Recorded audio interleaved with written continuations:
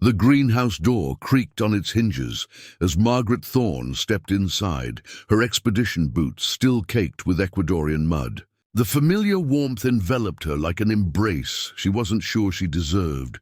Humid air, thick with the scent of orchids and earth. She paused, adjusting the canvas bag slung across her shoulder, and breathed deeply for the first time in 8 months. Daniel Cross looked up from the orchid bench, where he was carefully misting a collection of phalaenopsis, his dark hair catching the filtered afternoon light. For a moment neither of them moved. The watering bottle remained suspended in his hand, droplets falling silently to the greenhouse floor. "Hello, Daniel." "Maggie." His voice was steady, professional. 3 years of practice had taught him to keep his emotions locked away, especially around her. "I heard you were back." She nodded, unsure how to bridge the chasm of time and hurt between them. The Millbrook Botanical Research Center felt both exactly the same and completely foreign. The benches were organized with Daniel's characteristic precision, every plant labeled in his neat handwriting. But there were new additions she didn't recognize, tropical specimens that spoke of continued growth in her absence. "I brought you something," she said, reaching into her bag. "From the cloud forests." Daniel set down the watering bottle and approached cautiously. Margaret pulled out a small cloth pouch, her fingers trembling slightly as she opened it. Inside were seeds unlike anything he'd ever seen, elongated and silvery, with tiny ridges that caught the light like scales. "Passiflora nebulae," she said softly. "That's what I'm calling it. Passion vine of the clouds. I found it growing at 11,000 feet in conditions that shouldn't support plant life. The local guides had never seen anything like it." Despite himself, Daniel leaned closer. The scientist in him couldn't resist the allure of the unknown. "How many?" 43 seeds. "All I could gather before the weather turned." She looked up at him, her blue eyes bright with the excitement that had always made her irresistible to him. "They need very specific conditions to germinate. The temperature has to fluctuate between 68 and 72 degrees, with humidity at exactly 85%. And the soil composition," she trailed off, seeing something shift in his expression. "You need my greenhouse," he said. "Yes." Daniel studied the seeds, his mind already calculating the requirements. The rare plant propagation chamber in the back could be adjusted to those specifications. He'd built it himself after she left, pouring his restless energy into creating the perfect controlled environment. Now she was asking him to use it for her discovery. "How long are you staying?" he asked without looking up. "Just until they germinate. A few weeks, maybe a month." The words hit him like a physical blow, but he kept his expression neutral. Of course she would leave again. That's what Margaret did. She discovered, she documented, and she moved on to the next adventure. "All right," he said finally. "We can try." Margaret's face lit up with relief. "Thank you." "I know this is complicated. It's science," Daniel replied, though they both knew it was much more than that. "When do you want to start?" "Now, if possible. These seeds have been dormant for months, but there's a window." "If we wait too long?" Daniel nodded and led her toward the back of the greenhouse, where his specialized equipment hummed quietly. As they walked, Margaret noticed the subtle changes he'd made. New irrigation systems, improved climate controls, a small laboratory setup that hadn't been there before. Daniel had been busy in her absence, expanding his expertise, creating something remarkable. "This is impressive," she said, running her hand along the stainless steel bench. "You've built something amazing here." "It keeps me occupied." They worked together, preparing the propagation medium, their movements falling into a rhythm that felt both foreign and familiar. Daniel's hands were gentle as he mixed the growing substrate, adding perlite and vermiculite with practiced precision. Margaret watched him work, remembering how those same hands had once sketched botanical illustrations in the margins of her field notebooks, how they'd carefully transplanted seedlings they'd collected on weekend expeditions to the Vermont mountains. "The pH needs to be slightly acidic," she said, checking the mixture. "Around 6.2. I'll test it." Daniel's fingers brushed hers as he took the sample, and both of them froze. The contact lasted only a second, but it was enough to remind them of what they'd once shared in this very space. As Daniel adjusted the pH, Margaret set up the humidity controls. The familiar tasks should have been comforting, but instead they highlighted everything that had changed between them. Where once they would have finished each other's thoughts, now they communicated in careful, professional sentences. "Temperatures set," Daniel announced. "Humidity at 85%. Margaret carefully placed each seed in its own small pot, pressing them gently into the soil. Daniel labeled each container with meticulous precision. P. nebulae, M. Thorne expedition, Ecuador cloud forest, 3,350 meters elevation. "There," Margaret said, stepping back to survey their work. "Now we wait. How long until germination? That's the question, isn't it? Could be days, could be weeks. These conditions don't exist anywhere else on Earth. We're essentially guessing." Daniel made notes in his log, documenting the planting date, conditions, and seed source. His handwriting was the same careful script she remembered, each letter formed with deliberate care. "Where are you staying?" he asked without looking up. "The Millbrook Inn for now. Mrs. Patterson gave me the weekly rate." Daniel nodded, still writing. Margaret waited for him to say something more, to offer the spare room at his house like he might have years ago, but the invitation never came. The silence stretched between them until the greenhouse door opened and Dr. Eleanor Walsh, the center's director, appeared. "Margaret, welcome back." Eleanor's voice was warm but carried an undertone Margaret couldn't quite identify. "How was Ecuador?" "Productive," Margaret replied, glancing at Daniel. "We're just getting some specimens started." Eleanor's gaze moved between them, taking in the careful distance, the professional politeness. "Wonderful. I'm sure Daniel will take excellent care of them." She paused. "Margaret, could I have a word? In my office?" Margaret's stomach clenched, but she nodded. "Of course." As they walked toward the administrative building, Eleanor kept her tone conversational. "The expedition was successful then? Good samples?" "Very good. Some species that may be entirely new to science." "That's what we like to hear." Eleanor held the door open for her. "Please sit." Margaret settled into the familiar chair across from Eleanor's desk, the same one where she'd received funding approval for dozens of expeditions over the years. But something in Eleanor's expression told her this conversation would be different. "I'm afraid I have some difficult news," Eleanor began. "The Hartwell Foundation has decided to terminate your research grant." The words hit Margaret like cold water. "Terminated? But I still have 18 months left on the grant. They're restructuring their funding priorities, moving away from field research toward laboratory-based studies." Eleanor's voice was gentle but firm. "I'm sorry, Margaret. I know this isn't what you wanted to hear on your first day back." Margaret felt the walls of the office closing in around her.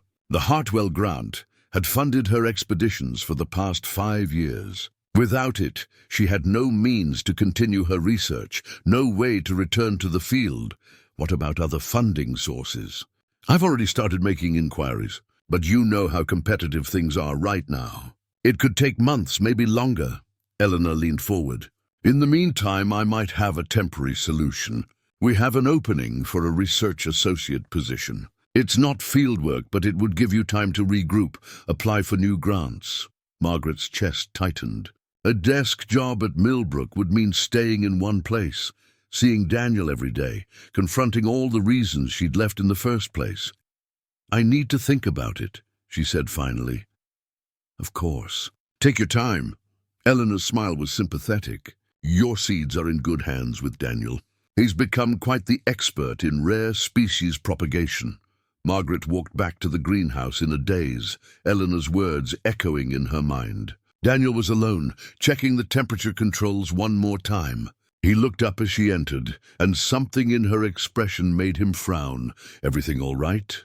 Margaret almost laughed at the question. Nothing was all right. Her funding was gone, her career in limbo, and she was trapped in the one place she'd been running from for 3 years. "Just peachy," she said, sinking onto a nearby stool. "It seems I might be staying longer than planned." Daniel waited, not pushing for details, but clearly concerned. Margaret found herself looking at him, really looking for the first time since she'd arrived. He was thinner than she remembered, with new lines around his eyes that spoke of long hours and careful concentration. His hands moved with the same gentle precision she'd always admired, adjusting controls and checking gauges with the dedication of someone who truly cared about the plants in his charge. "The Hartwell Foundation pulled my grant," she said finally. "Eleanor offered me a temporary position here while I look for new funding." Daniel's expression didn't change, but she caught the slight tension in his shoulders. "Will you take it?" "I don't have much choice." "There's always a choice, Maggie." The use of her nickname hit her unexpectedly. For a moment, the professional distance between them wavered, and she glimpsed the man she'd once shared her dreams with. "Is there?" she asked. "Because it feels like I'm right back where I started. Maybe that's not such a bad thing." Before she could respond, the greenhouse door opened again, and Mrs. Henley from the general store bustled in, carrying a small potted plant. "Daniel, dear, I was wondering if you could help me with this African violet. It's not blooming like it should." She stopped short when she saw Margaret. "Oh my goodness, Margaret Thorne, I heard you were back in town." "Hello, Mrs. Henley. Well, isn't this something? You two working together again?" Mrs. Henley's eyes sparkled with curiosity. "Just like old times."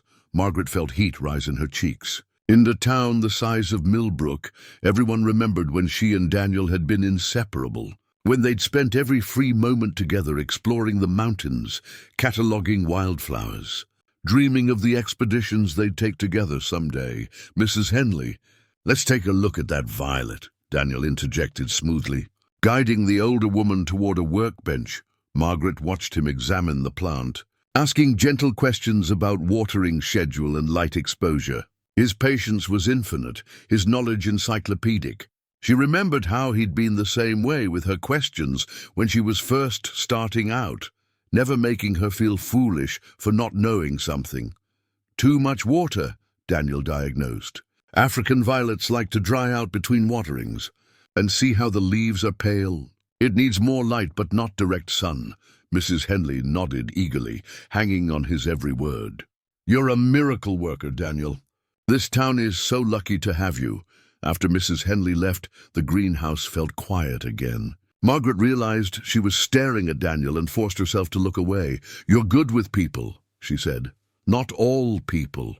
"What's that supposed to mean?" Daniel was quiet for a long moment, adjusting the misting schedule on his computer. "Nothing, just some people are easier than others." Margaret knew he was talking about her, about how she'd never been content to stay in one place, how she'd always been planning the next expedition even before the current one was finished. But she couldn't bring herself to apologize for wanting more than what Millbrook could offer. "I should let you get back to work," she said, standing up. "The seeds will need checking twice daily, morning and evening. I'll do it." "I'm here anyway." Margaret nodded, recognizing the dismissal. As she reached the door, Daniel's voice stopped her. "Maggie," she turned back. "For what it's worth, I'm glad you're safe. The reports from Ecuador. There was political unrest, weather issues. I was worried."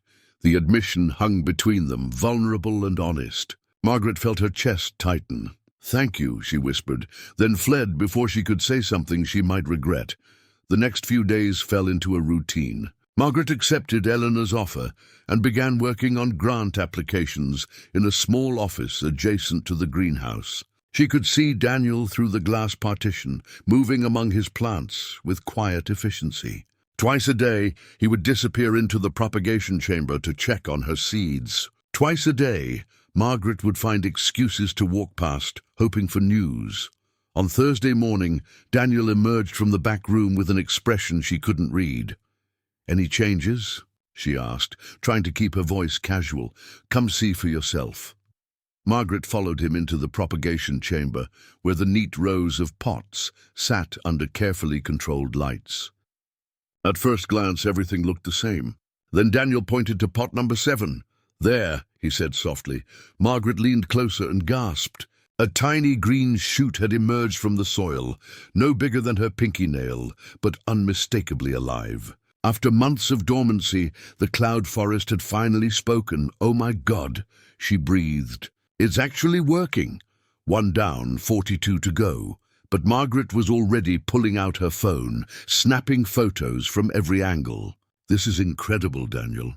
Do you understand what this means? If we can propagate these seeds, if we can understand their requirements, we could potentially cultivate other high-altitude species at sea level," Daniel finished. "I know." Their eyes met over the tiny seedling, and for a moment the years collapsed. This was how it had always been between them. Shared wonder at the natural world, the thrill of discovery, the sense that they were touching something larger than themselves. "We should document everything," Margaret said, her scientific mind taking over. "Temperature fluctuations, humidity changes, soil composition. If we can replicate these conditions—" "I've been keeping detailed logs," Daniel said, handing her a notebook. "Every parameter, every observation." Margaret flipped through the pages, marveling at his thoroughness. He'd recorded not just the basic environmental conditions, but subtle variations in air circulation, light spectrum, even the mineral content of the water he'd used for misting. "This is incredible work," she said. "You've thought of variables I didn't even consider," Daniel shrugged, but she could see the pleased flush in his cheeks. "I had time to research while you were gone. High-altitude botany, adaptive plant physiology. Interesting stuff. You've been studying my field." Among other things, Margaret felt something shift in her chest, a warmth she hadn't experienced in months. Daniel had been preparing for her return, educating himself in her specialty, making himself better equipped to help her succeed. The gesture was so quietly generous, so utterly Daniel, that it took her breath away. "Thank you," she said softly. "For what?" "For this. For all of it. I know working with me can't be easy." Daniel's expression grew guarded again. "We're colleagues, Maggie." "This is what colleagues do." The word stung more than she expected. Colleagues, not friends, certainly not anything more intimate. Just two professionals sharing workspace and expertise. "Right," she said, closing the notebook. "Of course." Over the following week, more seeds began to germinate. Margaret threw herself into documenting the process, measuring growth rates, analyzing soil samples, photographing every stage of development. Daniel continued his meticulous care, adjusting conditions based on how the seedlings responded. They worked well together, Margaret had to admit. Their skills complemented each other perfectly. Her field experience and theoretical knowledge paired with his practical expertise and attention to detail. But the ease of their professional collaboration only highlighted the careful distance they maintained in everything else.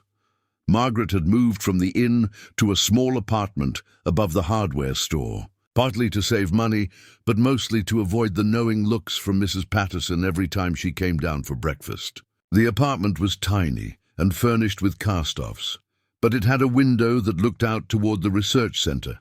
More than once, she found herself staring across the town square, wondering what Daniel was doing in the greenhouse after hours. She got her answer on a Friday evening when she walked over to check on the seedlings and found him still there, sitting on the floor next to the propagation chamber with a book in his lap. "Working late?" she asked. Daniel looked up, startled. "Just reading. Sometimes I like to stay after everyone's gone." "It's quiet," Margaret approached cautiously. The book in his hands was a field guide to South American flora, pages marked with sticky notes and margin annotations in his careful handwriting. "Research?" she asked, curiosity mostly. "I wanted to understand the environment these came from." He gestured toward the seedlings, which now numbered 15 sprouted specimens in various stages of growth. "The ecosystem, the competing species, the pollinators." Margaret settled on the floor beside him, close enough to see the pages but careful not to touch. "The hummingbirds there are incredible. Tiny things, jewel-bright with beaks adapted to specific flower shapes. I spent hours watching them work. Did you photograph them?" "Some, but mostly I just watched." "You can't really capture that kind of beauty in a picture," Daniel nodded, understanding. "What was the altitude like?" "The breathing? Brutal at first. I had to rest every few hundred yards. But your body adapts. After a few weeks I could hike for hours. Margaret paused. I kept thinking about what you would have made of it. The plant communities, the way they've adapted to the thin air and intense UV radiation. You thought about me. The question caught her off guard. Of course I did. We worked together for 3 years, Daniel. I didn't just forget everything we shared. Could have fooled me. The bitterness in his voice surprised her. What's that supposed to mean? Nothing. Forget I said anything, but Margaret couldn't let it go. No, tell me. What did I do that was so terrible? Daniel closed the book and set it aside, finally meeting her eyes. You left, Maggie. You got the Costa Rica expedition offer, and you were gone within a month. No discussion, no consideration of alternatives. Just gone. I asked you to come with me. For about 5 minutes. When I said I couldn't go, you didn't ask why. You just assumed I wasn't interested in adventure, that I was content to stay here forever tending other people's plants. Margaret stared at him, memories shifting and reshaping in her mind. She remembered the fight, the hurt feelings, the way Daniel had withdrawn when she'd received the expedition invitation. She'd interpreted his reluctance as lack of ambition, proof that they wanted different things from life. Why couldn't you go? She asked quietly. Daniel was silent for so long she thought he wouldn't answer. When he finally spoke, his voice was barely above a whisper. Sarah was sick, really sick. The doctors weren't sure what was wrong, just that she was losing weight, couldn't keep food down, exhausted all the time. She was only 26, Maggie. She needed someone to drive her to appointments, to make sure she was eating, to... He trailed off, running his hands through his hair. I couldn't leave her alone. Margaret felt the world tilt around her. Sarah, Daniel's younger sister, had always been vibrant and healthy when Margaret knew her. They'd had dinner together dozens of times, gone hiking as a trio on weekends. Sarah had been one of the few people who truly understood Margaret's passion for botany, asking intelligent questions about her research. Is she okay now? Better. It took 2 years to get the right diagnosis. Another year of treatment. She's in Boston now, working for an environmental consulting firm. Healthy, happy, engaged, to a guy who thinks she hung the moon. Why didn't you tell me? Daniel's laugh was hollow. When? You were so excited about Costa Rica, so focused on your career advancement. And Sarah made me promise not to tell anyone how sick she was. She didn't want pity, didn't want people treating her like she was fragile. Margaret closed her eyes, remembering her own behavior during those last weeks. She'd been consumed with preparations, equipment lists, permit applications. When Daniel had seemed distant, she'd assumed he was sulking about her success. She'd never considered that he might be dealing with his own crisis. I'm sorry, she said. I should have asked more questions, should have been more aware of what was happening with you. And I should have told you the truth, instead of letting you think I just wasn't interested in traveling. We both made mistakes. They sat in silence for a while, the weight of 3 years' worth of misunderstandings settling between them. The greenhouse hummed softly around them, automated systems maintaining perfect conditions for the hundreds of plants in Daniel's care. The funny thing is, Daniel said eventually, I did want to go with you. I'd been dreaming about fieldwork since graduate school, imagining what it would be like to see plants in their native habitats instead of just reading about them. When you got the Costa Rica offer, I was jealous as hell.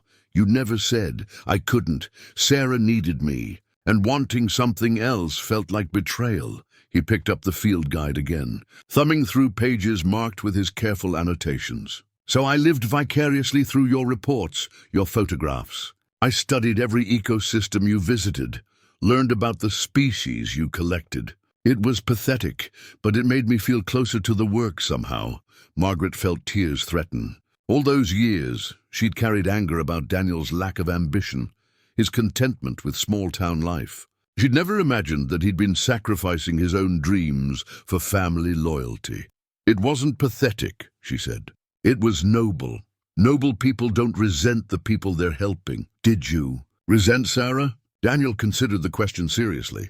Sometimes, in my worst moments, when I was sitting in another waiting room or researching experimental treatments online. But then, I'd remember that she didn't choose to be sick, that she would have traded places with me in a heartbeat. The resentment never lasted long, and now I'm proud of her. She fought her way back to health, built a career she loves, found someone who deserves her. She's living fully without apology. I learned something from watching that.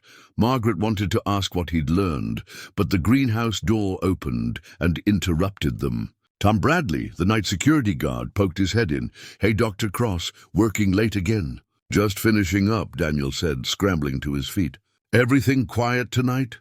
"Dead as a doornail. You folks have a good evening." After Tom left, the spell was broken. Daniel began tidying up his workspace, while Margaret checked the seedlings one more time. The tiny plants looked healthy, their first true leaves beginning to unfurl. In a few more weeks, they would be strong enough to transplant to larger pots. "I should go," Margaret said. "Let you get home. Maggie?" She turned back at the door. "Maybe we could have coffee sometime. Talk more about the expedition, the research possibilities." "I'd like that. Tomorrow's Saturday. The bean counter opens at 7, Margaret smiled, remembering their old weekend routine. "I'll see you there." The bean counter was exactly as Margaret remembered. Exposed brick walls, mismatched furniture, the smell of freshly roasted coffee beans. Daniel was already there when she arrived, sitting at their old corner table with 2 steaming mugs. "Ethiopian single origin," he said as she sat down. "Your favorite." The fact that he remembered made her chest tight. "Thank you." They started with safe topics, the weather, changes in town, mutual acquaintances. But gradually the conversation deepened. Daniel told her about the improvements he'd made to the greenhouse, his experiments with different growing mediums, his success rate with difficult orchid species. Margaret shared stories from Ecuador, the challenges of working at altitude, the thrill of finding something completely new. The locals called it ghost vine, she said, describing the moment she'd first spotted Passiflora nebulae. It only bloomed at dawn, when the clouds were thick. By afternoon, you couldn't tell it from any other climbing plant. "Adaptive camouflage," Daniel mused. "Fascinating. I camped there for a week just watching, trying to understand its cycle, its relationship with other species. The patience required was," she searched for the right word, "meditative." "That doesn't sound like you," Margaret laughed. "The old me would have collected samples on day 1 and moved on. But something about this place, this plant, made me want to really understand it. What changed?" She stirred her coffee, considering. "Maybe I'm getting older. Maybe all that rushing around finally caught up with me. Or maybe I realized that there's value in going deeper instead of just broader." "Speaking of depth," Daniel said carefully, "I've been thinking about what you said last night. About documenting the propagation process. What about it? What if we co-authored a paper? Your field observations combined with my cultivation data. It could be groundbreaking work." Margaret felt a flutter of excitement. "That's actually brilliant. No one's ever successfully cultivated high-altitude Passiflora species at sea level. If we can crack the code, we could help preserve species threatened by climate change, make rare plants accessible for research." Daniel's eyes lit up with enthusiasm. "The applications could be enormous. We'd need more data. Long-term growth studies, flowering observations, maybe even pollination experiments. I've got time, and I've got field experience." "This could work, Daniel."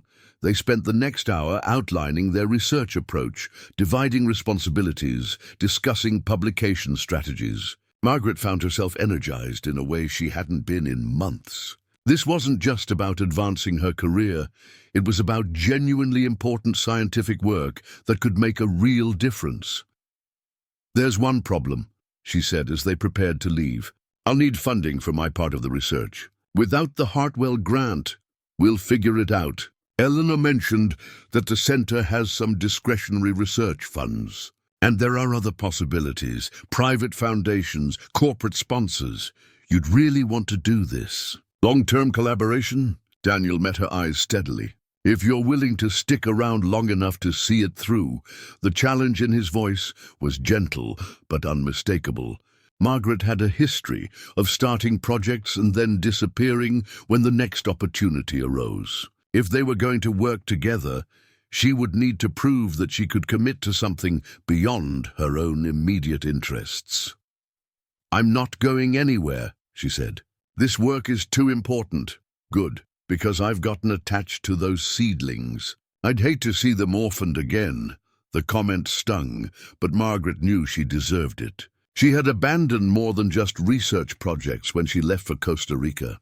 Over the following weeks, their collaboration deepened. Margaret established a detailed research protocol, while Daniel fine-tuned the growing conditions based on how the plants responded. They met daily to discuss observations, weekly to analyze data, and gradually the professional relationship began to thaw into something warmer. Margaret found herself looking forward to their morning check-ins. The way Daniel's face would light up when discussing a particularly interesting finding. He had insights she would never have considered. The subtle ways plants communicated stress. The importance of root zone temperature variation. The complex relationships between nutrients and growth hormones. "You're wasted in this job," she told him one afternoon as they measured growth rates on the now thriving seedlings. "You should be running your own research program." "I like what I do," Daniel replied, but Margaret caught something wistful in his expression. "That's not what I meant. You have original ideas, innovative approaches. You could be making real contributions to the field. I don't have the credentials you do. No advanced degrees, no publication record, so get them. There are programs, distance learning options. You're already doing the work. You just need the official recognition." Daniel was quiet for a moment, carefully transplanting a seedling to a larger pot. "It's funny you mention that. I've actually been accepted to a graduate program at UVM, plant biology, with a focus on conservation." Margaret nearly dropped her measuring tape. "That's fantastic. When do you start?" "I was supposed to start last fall. I deferred for a year." "Why?" Daniel's hands stilled. "Honestly, because I wasn't sure I wanted to commit to 2 more years of school when I didn't know what I wanted to do afterward. And then you came back, and we started this project. And suddenly I could see a path forward that actually excited me."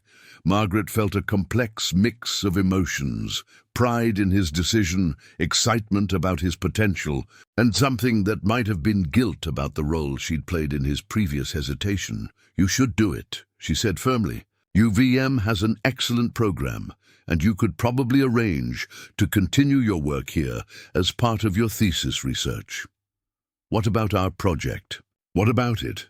"Graduate students are expected to conduct original research." "This could be perfect," Daniel smiled, the first genuinely happy expression she'd seen from him since her return. "You know what? You're right. I'm going to call them tomorrow, see if I can still start in January. You won't regret it. I hope not." That evening, Margaret walked home feeling lighter than she had in weeks. The apartment above the hardware store was beginning to feel less temporary, more like home. She'd bought a few plants from Daniel's greenhouse to brighten the space. Hung some of her expedition photos on the walls. Established small routines that anchored her to this place. Mrs. Patterson from the inn waved to her from across the square, and old Mr. Henderson nodded from his bench outside the post office. People were beginning to treat her like a resident again rather than a visitor, and Margaret found she didn't mind the assumption.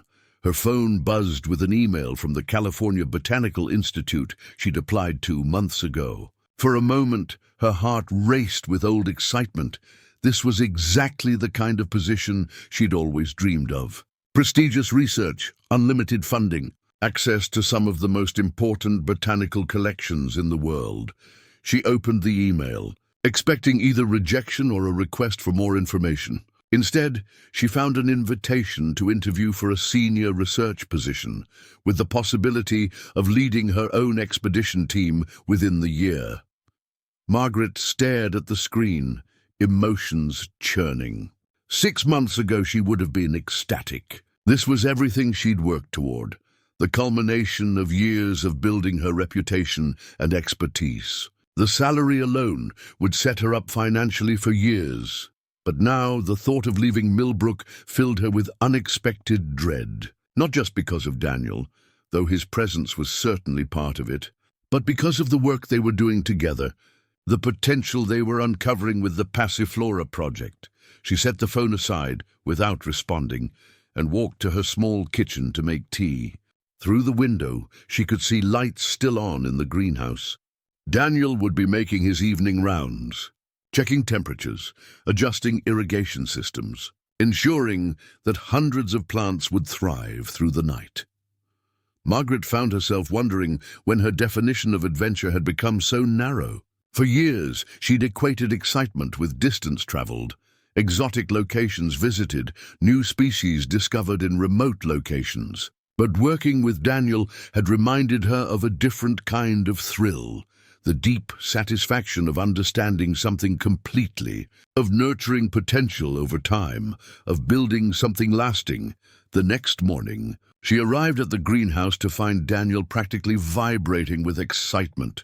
"Look," he said, pulling her toward the propagation chamber. The Passiflora seedlings had transformed overnight.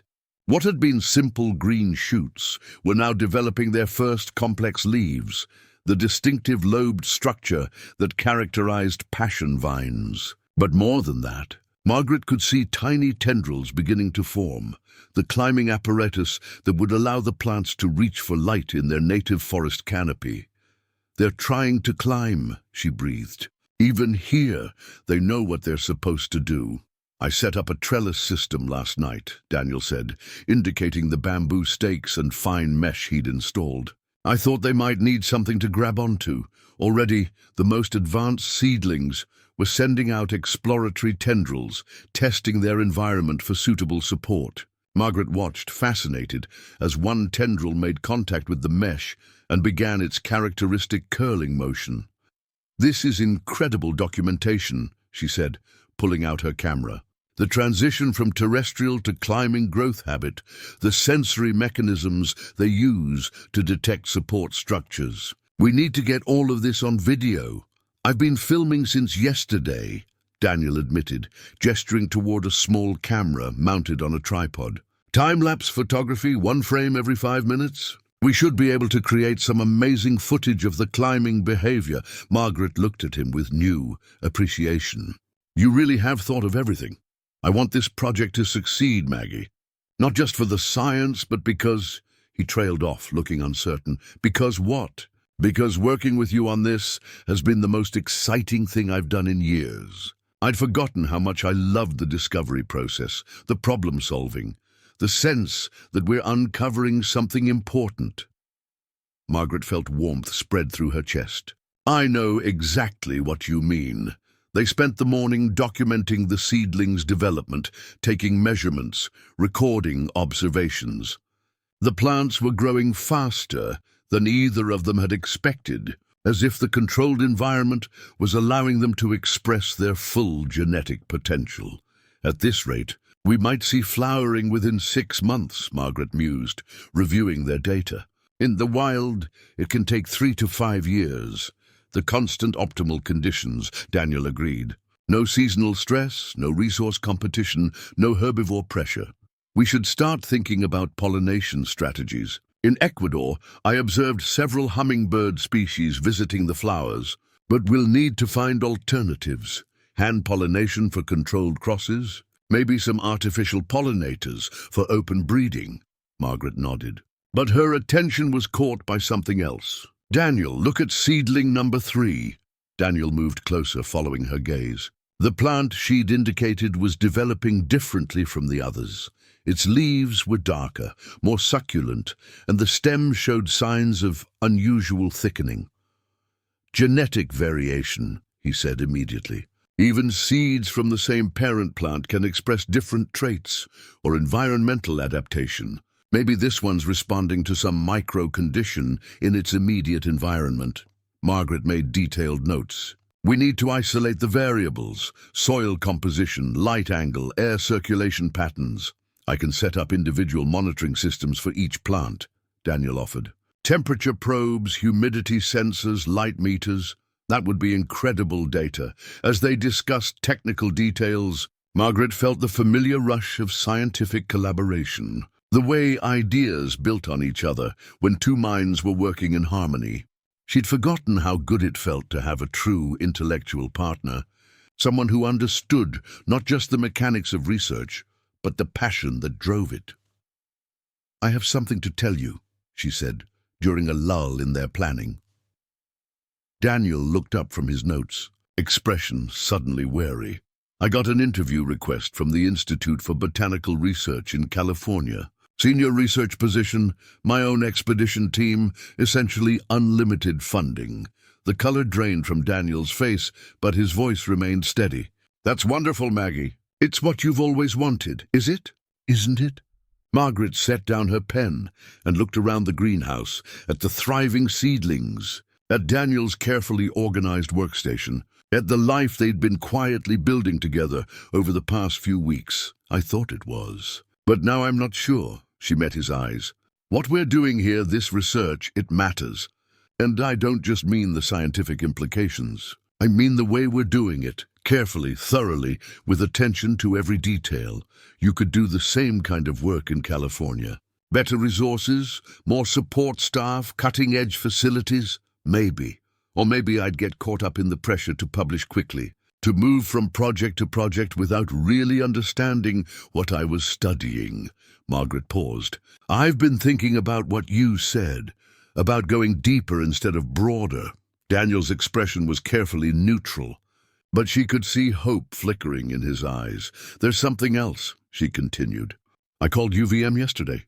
They have a visiting researcher program that would allow me to work on site while pursuing collaborative projects with other institutions. I could maintain my affiliation with Millbrook, continue our passiflora research, and still have access to university resources. You've been busy. I wanted to explore all the options before making any decisions."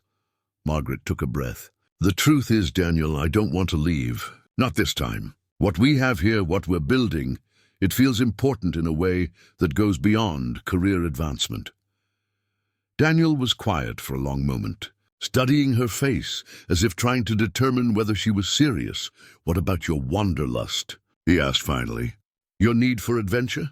Maybe I'm learning that there are different kinds of adventure. Maybe the real challenge isn't finding something new in a distant place. Maybe it's learning to see the extraordinary in what's right in front of you." Before Daniel could respond, Eleanor Walsh appeared at the greenhouse entrance, looking unusually flustered. "Margaret, Daniel, I'm sorry to interrupt, but we have a situation." She hurried toward them, clutching an official-looking letter. "I just received this from the State Environmental Office. There's been a complaint about our research activities." Margaret felt her stomach drop. "What kind of complaint?" "Someone's claiming we're conducting unauthorized experiments on endangered species, potentially violating international conservation treaties." Eleanor's voice was tight with worry. "They're demanding a full investigation, immediate cessation of all research activities until we can prove compliance." "That's ridiculous," Daniel said immediately. "All of our specimens are legally obtained, properly documented. I know that, and you know that. But the state doesn't. They have to investigate any formal complaint." Eleanor looked directly at Margaret. "The problem is your Ecuadorian samples. Without the proper export permits, they could be considered smuggled specimens." Margaret's chest constricted. "I have all the documentation. Export permits, collecting licenses, shipping manifests. Can you produce them immediately?" "They're in my field notes back at my apartment." "But Eleanor, every procedure was followed correctly. I've never violated international regulations. I believe you, but the investigation team will be here Monday morning. If they find any irregularities, they can shut down the entire research program, not just your project." The implications hit Margaret like a physical blow. Years of Daniel's work, dozens of important research projects, the livelihoods of everyone at the center, all potentially threatened because of her seeds. "I should withdraw the specimens," she said immediately. "Destroy them if necessary. I won't let my project endanger the entire center." "Wait," Daniel interjected. "Let's think about this rationally. Margaret, you said you have all the documentation." "Yes, but then we fight this. We present the evidence, prove that everything was done legally and ethically." Daniel's voice was firm with conviction. You don't destroy months of work because someone filed a malicious complaint, but if they shut down the center, they won't. Not if we can demonstrate compliance. Daniel turned to Eleanor. Who filed the complaint? Eleanor consulted the letter. It's anonymous, but it came through the office of State Representative Bradley Morrison. Margaret and Daniel exchanged glances. Morrison was known for his anti-science stance, his opposition to environmental research funding, his belief that conservation efforts were government overreach. This feels political, Margaret said. Of course it's political, Eleanor replied grimly. Morrison's been looking for an excuse to question our funding for years.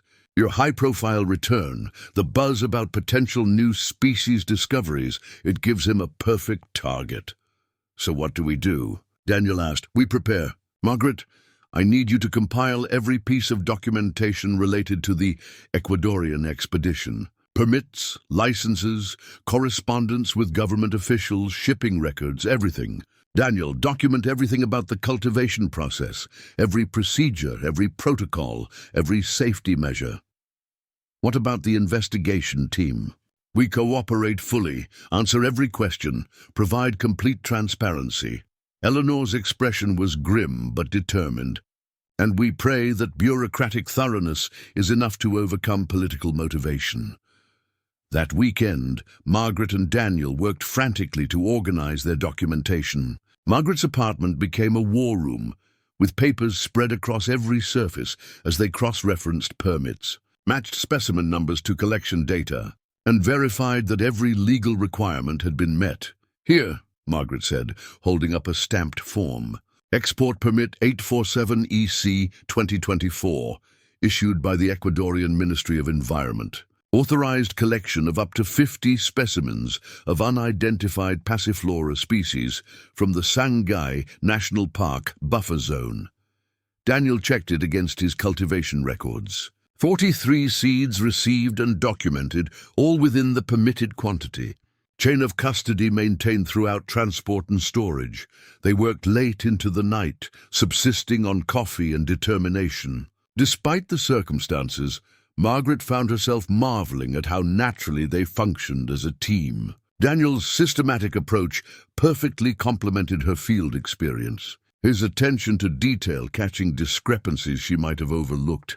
I think we have everything, Daniel said finally, surveying the neat stacks of paperwork they'd organized.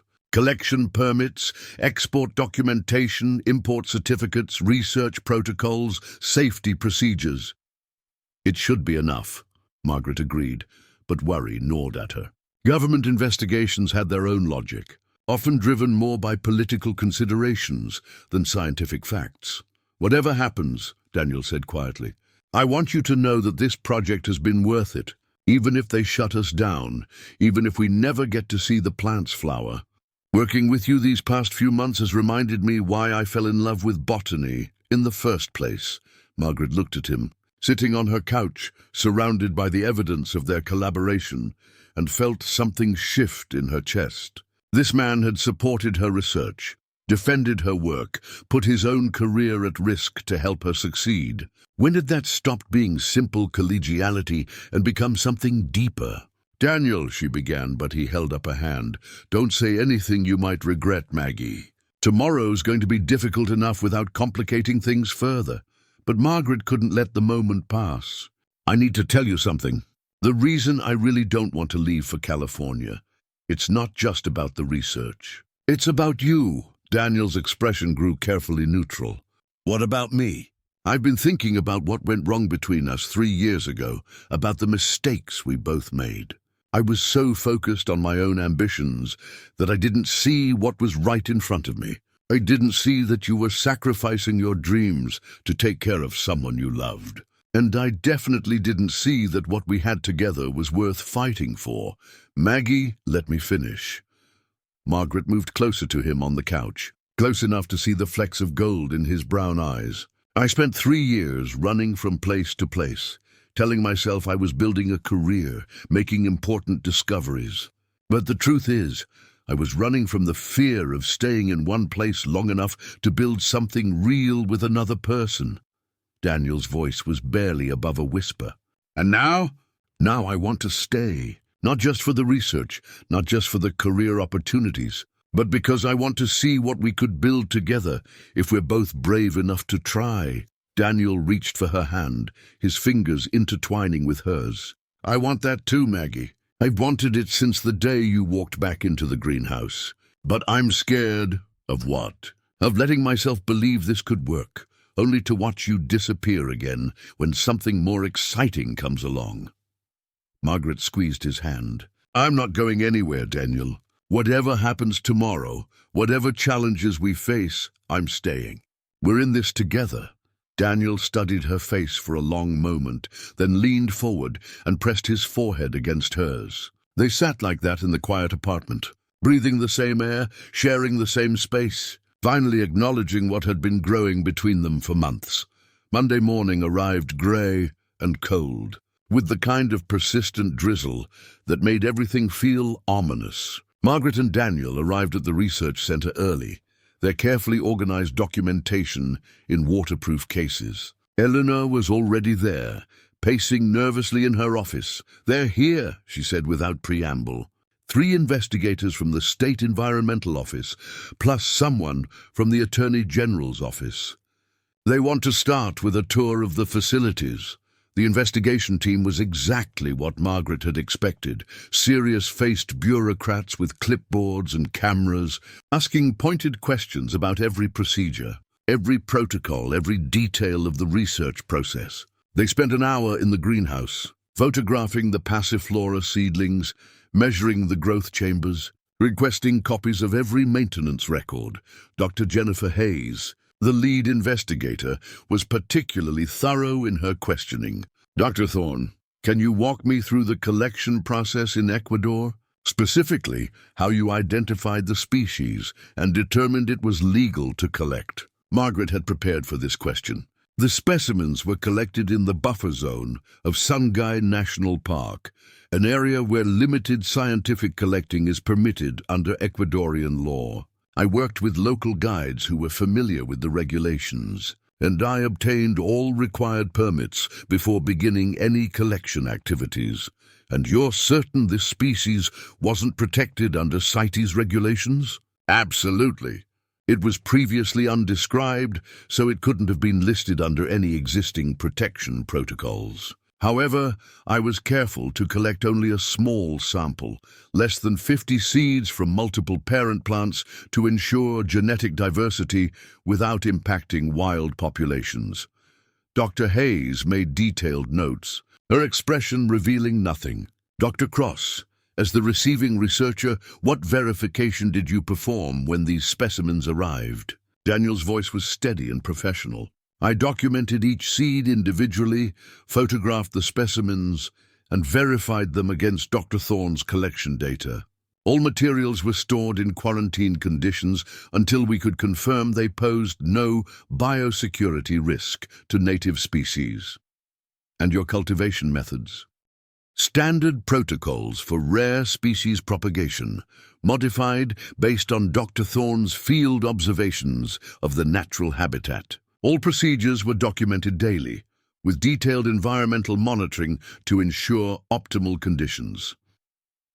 The questioning continued for hours, covering every aspect of the collection, transport, and cultivation process. Margaret found herself grateful for Daniel's meticulous record-keeping, his systematic approach, providing clear answers to even the most detailed inquiries. Finally, Dr. Hayes closed her notebook and looked at both of them seriously.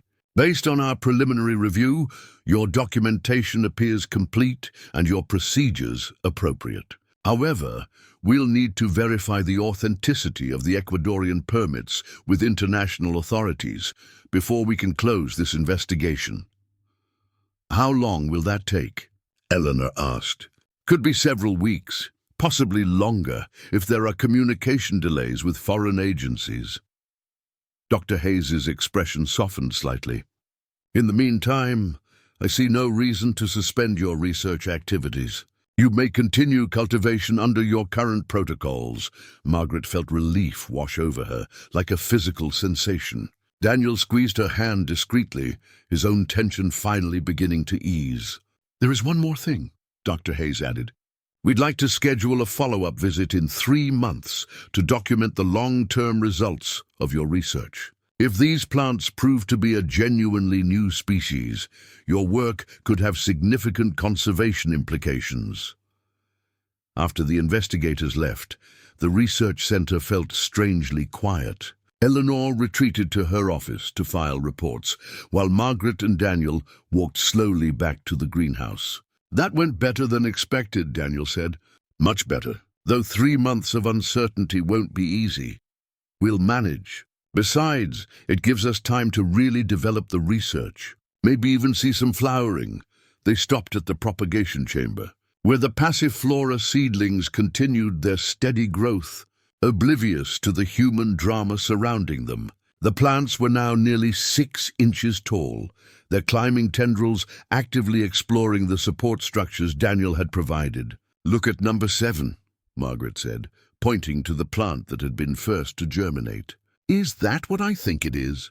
Daniel leaned closer, then grabbed his magnifying glass for a better view. At the growing tip of the plant, barely visible to the naked eye, was a tiny bud structure unlike anything they'd seen before.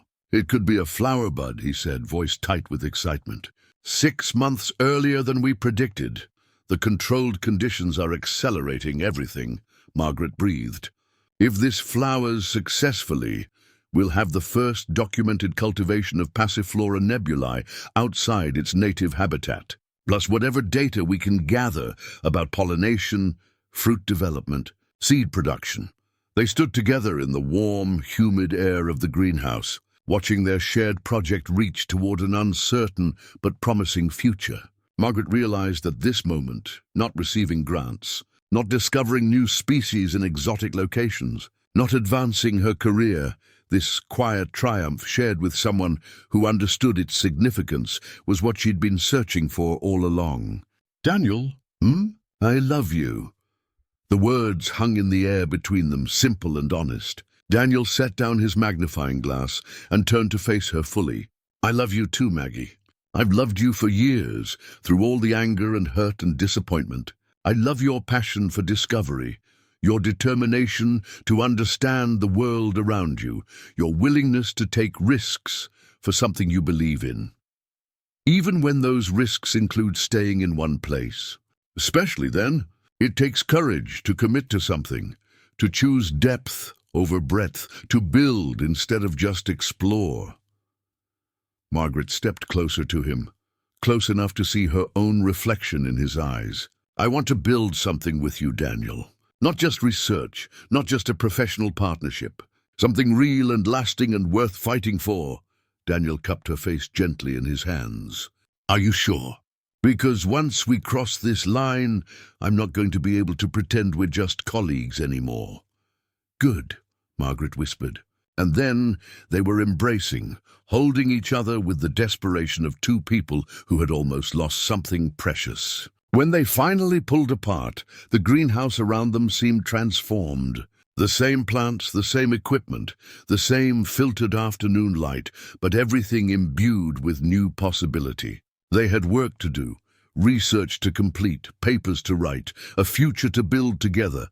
But for the first time in years, Margaret wasn't thinking about what came next. She was fully present in this moment, in this place, with this person who had chosen to stay and tend something beautiful until it was ready to bloom. 3 weeks later, Passiflora nebulae produced its first flower in captivity. The bloom was extraordinary, deep purple petals surrounding an intricate corona of white and gold filaments, exactly as Margaret remembered from the cloud forests of Ecuador. Daniel documented everything with his characteristic precision, while Margaret photographed the flower from every angle, capturing its ethereal beauty for posterity. "It's perfect," she said, lowering her camera. "Exactly like the wild specimens, but somehow even more vibrant. Probably the consistent nutrition and optimal growing conditions," Daniel replied, but his voice was filled with wonder. "Should we attempt pollination?" Margaret nodded, pulling out the fine brushes they'd prepared for this moment. Hand pollination was delicate work, requiring them to transfer pollen from the anthers to the stigma with gentle precision. They worked in companionable silence, both understanding the significance of what they were attempting. "There," Daniel said finally, stepping back from the flower. "Now we wait and see if we've created the next generation." "Whatever happens, we've already succeeded," Margaret said, looking around the greenhouse that had become their shared sanctuary. "We've proven that impossible things can flourish with the right care and attention." Daniel smiled, understanding that she was talking about more than just plants. "Ready to write up our findings?" "Ready." As afternoon light slanted through the greenhouse glass, illuminating the climbing vines that reached toward the ceiling with patient determination, Margaret and Daniel settled at their shared workstation to document their discoveries. Outside, Millbrook went about its quiet business, unaware that within the greenhouse walls, two people were tending not just rare plants, but a rare kind of love. The kind that grows slowly, deepens with time, and blooms most beautifully when given room to put down roots. Thank you for listening to this story until the end. If you enjoyed it, please support the channel. Subscribe, leave a like, and share your thoughts in the comments so you don't miss the next episodes. See you in the next story.